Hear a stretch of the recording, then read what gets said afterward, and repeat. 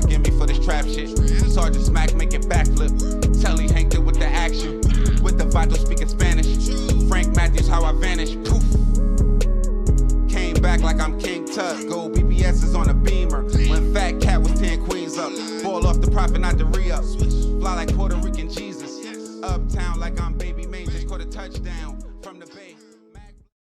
More about young people and violence. What was supposed to be a lasting truce between rival Chicago gangs is a shambles tonight.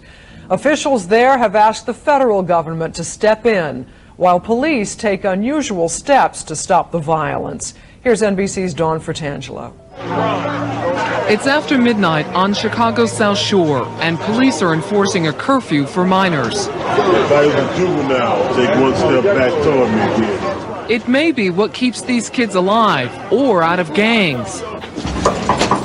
It also holds their parents accountable. Miss Lizzie Banks? Yes. They were applied for curfew earlier this month, so now we are here to write you a ticket. We have to go to court. Curfew enforcement, which began last month, is just one new weapon being used in a violent Chicago gang war. The motive, drug turf. Authorities were able to intercept more than a ton of cocaine recently, but stopping gang gunfire has been harder. There have been more than 500 homicides so far in Chicago this year, far exceeding the number last year at this time. Many of the victims have been unsuspecting youngsters. A 3-year-old shot to death while sitting in a car. 2 young girls seriously wounded. This 15-year-old shot in the foot believes he was mistaken for a gang member. And the boy just started shooting over me. And I'm lucky today that I'm alive. That's why these thugs are able to do what they do, because the society is living in fear. But we have to stand up to them. Counselor Jeffrey Haynes is trying to do that through a pilot program that lures gang members away from drugs and violence. They live together in this complex and hold legitimate jobs. I've seen a lot of people get hurt, innocent people. Chicago police are pulling out all the stops, holding roll calls in the middle of gang-infested areas, even asking the FBI and the ATF for help. It's bad, but I think we're going to put a lid on it. It's an unprecedented show of force that will try to rival a heavy gang arsenal. It has been a bloody 3 weeks on the streets of Chicago. 56 people killed. Like this victim, some lost their lives as a result of a wave of gang-related violence. Much of it centered in the public housing developments that stretch for nearly 4 miles along State Street on the city's south side. 3 teenagers have died here, and in one 4-day period, police logged 300 reports of shots fired. Many children have stopped going to school, and most are scared. Yesterday I was crying. Why? Because I don't like them people be shooting. And 4410, they almost shot my uncle. Is your uncle in a gang? Newspaper headlines labeled the violence a gang war that signaled an end to a gang truce signed over a year ago. Last year, with the truce in effect, police say out of 851 homicides, 125, or about 1 in 7, were gang-related. Since the violence flared on March 25th, police reports suggest that of the 56 homicides, nearly 1/3 were Gang members on the north side of the city claim the truce has held up better in their neighborhoods than in the Robert Taylor homes on the south side. We still have our peace, but Taylor's, they outrageous. Yo, we back. It's your boy Popalot. Mobb. We on our way to Illinois with it. Chicago to be exact. All the guys from Chirac, y'all get in the comment box. We talking about one of y'all own. Now, today we are going to be covering one of the most talked about, one of the most successful, and based on his current situation, one of the most targeted gang members in Chicago history. And the person that I'm talking about is going to be somebody that was referred to as Magnificent, or the Merlin, or the Magnificent One. And that would be none other than Marvell Thompson, who authorities allege to be the undisputed leader on the streets from 1991-ish to right around 2003 of the Black Disciples. Now, whenever I get a chance to cover this particular era of Black Disciple members, especially on the South Side, I normally label them the entrepreneurial era of the Black Disciples, because not to say that the Black Disciples were not getting money before this era in 1990.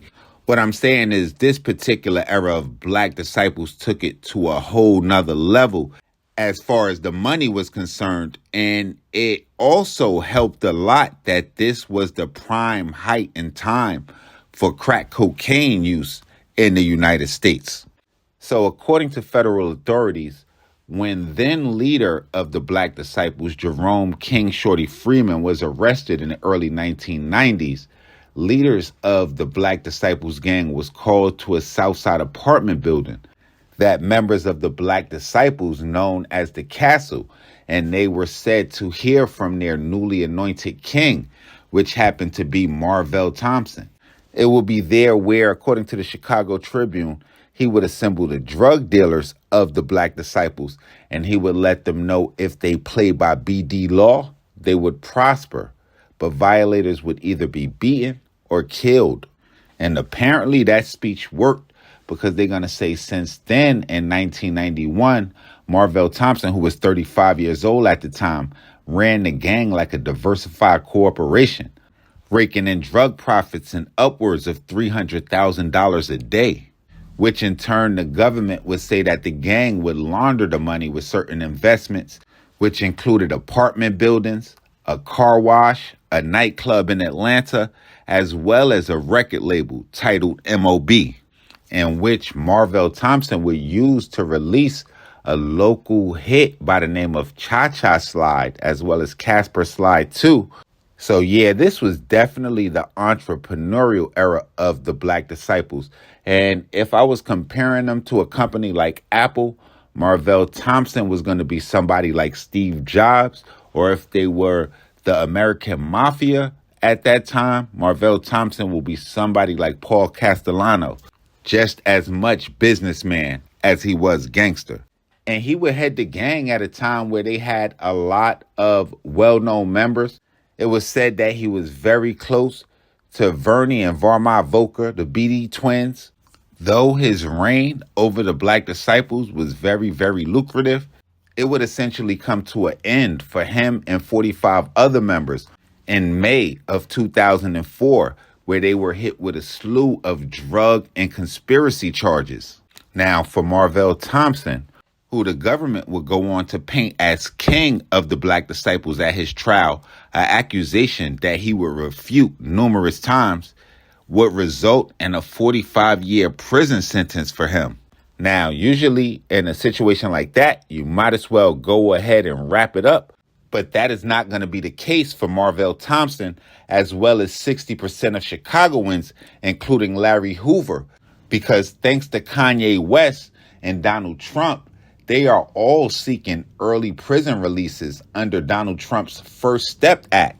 And in using that First Step Act, Marvell Thompson would have a third of his 45-year prison sentence, essentially 15 years, taken off. So instead of being released mid-2040-ish, he should be home sometime soon. Now, y'all make sure y'all follow me on Instagram, on Twitter, POP_A_LOT.